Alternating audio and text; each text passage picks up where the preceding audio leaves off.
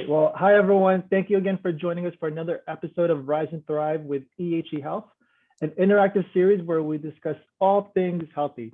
So thank you for joining. Today's episode will discuss some of the simple substitutions that we could provide in our diet for the summer. My name is Michael Arana, and I am the wellbeing coordinator here with EHE Health. And today I am joined by Chelsea Golub. Sorry if I pronounced that name. I think I got it right. She is a registered dietitian, so we're excited to have her on board. She's going to share some great healthy recipes that we could substitute in our current summer meals that we are having today. So Chelsea, welcome. If you don't mind, just tell us a little bit about yourself. Yeah, thanks for having me. Like you said, I am a registered dietitian. I live in New York City. I have a private practice called Eat Healthy with Chelsea, where I help people create a healthy relationship with food and stop dieting. You know, I think diet culture is a very prominent thing that we've been taught for so long. So I'm kind of anti-diet, but, you know, still try people who are trying to lose weight and basically while eating the foods that you love. So that's what I do in my practice on a day-to-day, basically. No, that's great. You do make a great point. You know, I think using that term diet needs to be removed out of vocabulary because diet is not the solution, right? It's your relationship with food and how you're eating and what you're eating. And so I for myself, I'm going through that now because I've tried a lot of them and they never stick, right? So it's important to really understand your relationship with food and and how you're eating. Exactly. I think a lot of the diets that are out there are just not sustainable. So I try and work with people to make it work in their lifestyle and to see what works for them. And it's about creating this balance. I was similar. I tried a bunch of different things in the past and a lot of restriction, and that restriction just leads to this cycle of, all or nothing, on or off the wagon, essentially. So it's really not a one size fits all approach. Is what it is. For sure. Well, we are literally in the middle of the summer. And so I'm sure a lot of us have been already hopefully out to the beach or having a lot of summer barbecues. I know I have. I have a huge family. So every weekend we've been having barbecues because of a lot of celebration in July. And then literally every weekend we're barbecuing. And so we're eating the normal, summer staple foods like burgers and hot dogs and pasta salads and all that good stuff. So I know, in the summer, there's obviously a lot more healthier, more seasonal fresh fruits that are out there, fresh food that are out there. So if you don't mind, just tell us a little more about what types of foods can we substitute for our summer barbecues and cookouts? Yeah, I think, like you said, it's summer. All of these, like the produce is amazing. Tomatoes, corn, all the fresh fruits and vegetables and herbs and all those things are some of my favorites. But when you go to a barbecue, it can be overwhelming. I think what I really focus on with my clients is really thinking about not restricting going into the barbecue. A barbecue is usually later in the day. Oh, I'm going to eat so much later on. I need to save up, so it's kind of what I really focus on is kind of getting out of that mindset of, okay, I need to save up for this dinner or this barbecue that I'm going to later. So it's really about eating consistently throughout the day, not doing anything different than you would normally do on your day-to-day basis. Staying hydrated is really important, making sure you're drinking water, moving your body in a way that feels good for you, and going to the barbecue feeling confident. And maybe taking the pressure off of food, building a plate that has, lots of fresh vegetables and some salads and getting, that fresh corn. But, maybe you have a hamburger or a hot dog, but knowing that you don't have to overdo it. Right. You don't have to, overindulge to that point of feeling sick, to that point of like that Thanksgiving fullness I like to kind of talk about. But, it's about really start by making half your plate vegetables and then take it from there. And then maybe you have a burger or, a little pasta salad, but you know that you don't have to have so much of it. But I think really loading on the veggies and getting that fiber in there is really important. to start with. No, great point and great advice. I know, for myself, when I go to these barbecues, and I have one coming up again Saturday and Sunday, I make it a point to eat, kind of eat slowly throughout the day, because we're usually there pretty much the whole day. So I typically would eat slowly throughout the day, so I'm not filling up my plate right away with all the foods that's available out there. So I'll slowly, like you said, eat some salad in the beginning, take maybe another hour or so, have a different meal. So really just taking my time eating throughout the day versus just loading up the plate, eating everything in sight, and then coming back again and refilling. So and that's been helpful. And also at the same time, we always it's kind of a potluck as well. So perhaps folks can just do a potluck and make sure someone is bringing the healthier options, the veggies, the fruits, so that there's always going to be some type of healthy options there for you at these barbecues and cookouts. So that's always worked well, and so have at least saved me so far. Yeah, and I think something you mentioned is making a plate is really important instead of just grazing. That grazer who's just standing by the food and picking, and that's when you kind of lose track. But I think building a plate and making it somewhat nutrient dense, but also knowing that it's okay to enjoy the other foods is really important. And, again, staying hydrated is another really important part. But yeah, the building the plate, seeing what you're eating, checking in with yourself is something I always chat about with my clients also. Check in with your hunger, your fullness levels, and see where you're at on that point, because maybe you're good, you're good. There'll be another barbecue next weekend. You don't have to have another hot dog or hamburger. Right. Well, you bring a good point as well. I know I want to get to your meal that you're going to be sharing with us, but you brought up hydration. I thought that was, that's really important. And then when we think hydrate, obviously, there's going to be some alcohol involved as well at some of these barbecues. So I guess, what is some suggestions on some just good hydration? It doesn't have to be obviously alcohol, but some fun drinks for the summer. I know obviously there's a lot of sodas and, at these barbecues, and obviously water is always the best option, but any ideas or suggestions on what type of fun drinks we can have? Yeah, I think load up your water with, put some mint in it, put lemon, lime, put fresh fruit in it, make it fun, make it delicious. Sometimes people don't really enjoy drinking water, so make it tasty. There's no reason that you can't put, make it like a spa kind of, you go to a spa, there's like mint water or cucumber water, and it's, that's a good way to kind of make it light and fresh.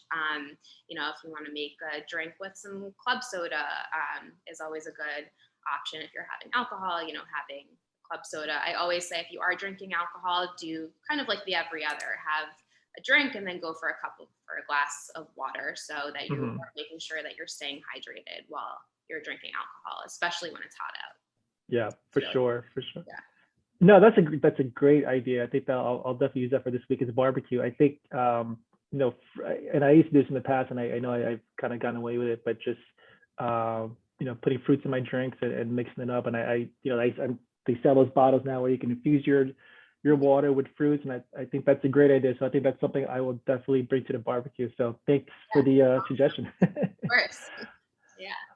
Well, let's go move forward with some healthy meals that I know you have something in store for us. So really looking forward to kind of what you have in store, what type of healthy meals that we can substitute. Maybe I can, if the recipe is available, I can probably hopefully create it and bring it, make it available for my barbecue this weekend. So so talk to me more about what your meal is here.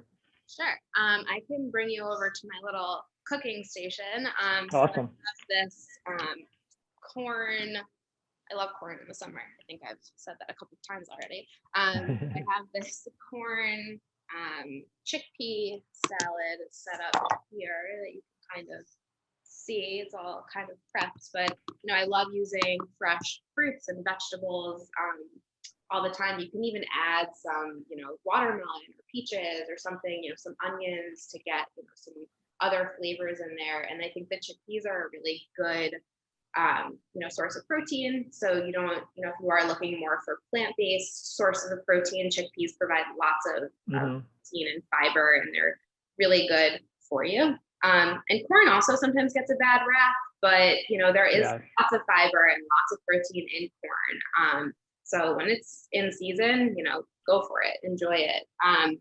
So basically, and I also have this avocado that I'll add with some olive oil. So these are two really great, healthy fats. So they're really heart healthy. There are a lot of heart health benefits, help with your cholesterol, all that good stuff. So basically I already have everything like chopped and ready to go. So you just kind of always rinse, these came from a can. I rinsed the chickpeas under water to, get rid of any of the excess stuff that's in that can. So I kind of just put the chickpeas in this bowl, super easy. I have 2 Persian cucumbers. And a fun fact, you get lots of hydration from fruits and vegetables. So, if you're not necessarily drinking so much water, cucumber is 95% water. So I have 2 cut up Persian cucumbers here that I'm just gonna add to that. I have these little cherry tomatoes that I cut up that I'll add. I think, if you are going to a barbecue this weekend, this is always a fun, easy recipe. Yeah. It looks like it is so far. So easy. You just have to cut everything before, which takes like 10 minutes. And then this is just a red bell pepper. Okay. And then the corn, I have like 2 ears of corn here that I'm adding. Now, you mentioned earlier that corn gets a bad rap, and that's so true, because I've heard that so many times. In all my diet journeys that I've been through, they always say, if you're gonna eat veggie, don't eat corn. Yep. So, what's the bad rap about them? I know, is it because of the, in a lot of ingredients is high fructose corn syrup? Is that why? What's the bad rap about corn? Yeah, I think it's just like, it's produced in bulk and all this stuff like from farmers, and it's great for you. There's lots of fiber, like I said, protein, so you can enjoy it. I think that there are a lot of things out there that get a bad rap, and if you enjoy it in moderation, there's no real harm to it, especially if you're eating it with all of these veggies and other forms of great nutrients that you're getting. I always really like to think about what we can add to our diets instead of what we have to take away. So, if I love that, someone who's eating lots of pasta, great, continue eating the pasta, but maybe add 3 cups of spinach to it, or add some, that shrinks down to nothing, and you're getting lots of calcium and vitamin C and all that other good stuff from the spinach now, or other vegetables that you like. So there's always ways to tweak it so that you get more of these nutrients in your day-to-day life, basically. But I think that when you're enjoying it with all of these other fresh veggies, it's always a great option, I love that. I love that, adding what you could add to it versus what you can take away, because I'm definitely that person that removes things away from my plate so that I can be a little healthier and not necessarily add things that are better, I guess, so to speak. So I love that. Kind of crowd out the things, and I don't like to use the term good or bad for food. I think that, a lot of the diet culture out there says, oh, this is bad, this is good, but why is that bad? Why is it good? Food is food. So it's kind of crowding out, I like to say, the less nutrient dense. And when I say nutrient dense, I mean foods that provide more vitamins and minerals, more fiber, more healthy fats, more protein, things that'll keep you satiated longer, to your meal instead of what you have to take away. Nutrient density is basically the more bang you get for your buck. So add those things and enjoy some of the other things as well. It's about, you don't want to be so restrictive, essentially, is what I'm saying. So now I'm just adding half an avocado to this salad that I cut up into little cubes. And then I put lots of fresh lemon juice. Love the lemon, Love the lemon. And I would usually add like lots of basil and mint and fresh herbs like that. I don't have any on hand right now. I usually do, but it's the end of the week, so my thing is like out of I'm out of that. But lots of fresh herbs is always a great addition. So lots of lemon, and then you just drizzle some extra virgin olive oil on top. And you don't have to be scared of olive oil or fats. Fats also get a bad rap. Fats don't make you fat. They're really heart healthy. They're really good for you. And then I love this flaky sea salt that I use also. Okay. Nice. And some pepper. And then you just mix it all together. And you have this yummy. That looks delicious. Yeah. Salad. Awesome. Now let me ask, with summer in mind, I guess it's always easier to kind of to be more sustainable, eat more of like the sustainable foods like veggies. So would you agree with that versus maybe perhaps like in the winter where you're kind of, especially here in the Northeast, I'm in New Jersey as well. Here in the winter, you're kind of just indoors and kind of stuck and it's cold. So in the summer, do you think a lot of folks around this time of the year would just be more mindful about being more sustainable in the types of food they eat, eating more vegetables? Because I feel like it's more available for some reason. I don't know why. Like in the winter, I never search for vegetables in that sense.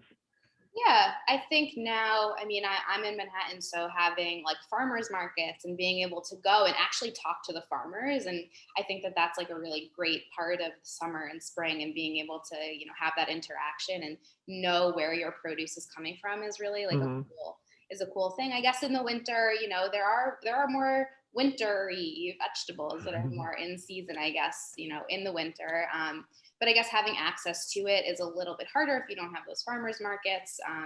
But the grocery stores tend to have veggies all year round. So making sure that you are getting it also, getting them in the winter. Maybe you're making more soups, in the winter, right, of different. And I know it's like 95 degrees outside right now, but in the winter when it's cold, making more soups with lots of different vegetables, or like a whole wheat or lentil pasta with a sauce with lots of veggies. There's always lots of options to get your veggies in there, even if it's not like such a fresh, like as much of a fresh salad situation, if that makes sense. Yeah, no, it does for sure. Yeah, and I think too, especially for myself, we're always trying to grow our vegetables outside of the garden. I live in Manhattan, so I'm fortunate to have a backyard where I can grow some stuff. So we try to do that as well, so to make it a little more sustainable, which makes it fun as well. So so that if there's an opportunity to do that. They also make, like little herb things that you can, put your seeds in and grow them, which I just moved recently, so I wasn't able to bring that with me, but I had that before, and it's fun to, go and cut your basil and your mint, your parsley, and it's growing right in the apartment or in your backyard. It's great. So I think that that's really it's a fun thing also to do, like if you have kids and you want to incorporate them and have them go pick the herbs or the vegetables you have. So it's really exactly. Yeah, and I have kids, and my daughter's one who suggested it. So she's the one who's taking care of that, and she's she loves growing vegetables. So and then we get to enjoy them. So that's the best part about it. So definitely, for sure. That's great. Well, Chelsea, thanks so much for sharing all the great tips and the recipe. Before we go, I don't know, is there anything else that you want to add? There's obviously there's so much we can talk about summer eating and eating healthier for the summer. There's a lot of great recipes out there. But just wanted to first thank you for the time. But yeah, just if there's anything else, is there anything else you want to share about your your services, about what you've been doing with your clients? Feel free to share. Definitely. I think first of all, thank you for having me. I think, summer can be hard, especially now COVID is coming to an end, hopefully. Restrictions have been lifting, people are going out more. So really just focus on checking in with yourself when you're going out for a meal. Don't do anything differently when you're going out to that barbecue. Just continue to do what you do, get into a routine. And if it's something that you struggle with, working with a registered dietitian is really beneficial and really helpful. Like I said, I help my clients really create this healthy relationship with food and feel their best, and take the pressure off of food and feel confident and all that all that good stuff. So if you are looking for that help, you can reach out to me. On my Instagram, it's at eathealthywith_Chelsea. You can probably link it here. You can visit my website, eathealthywithchelsea.com. And yeah, you can send me an email, reach out, send me a DM. I'm happy to chat and see how I can help you potentially to create that healthy relationship with food. All right. Well, awesome. Thanks so much, Chelsea. Really enjoyed our time.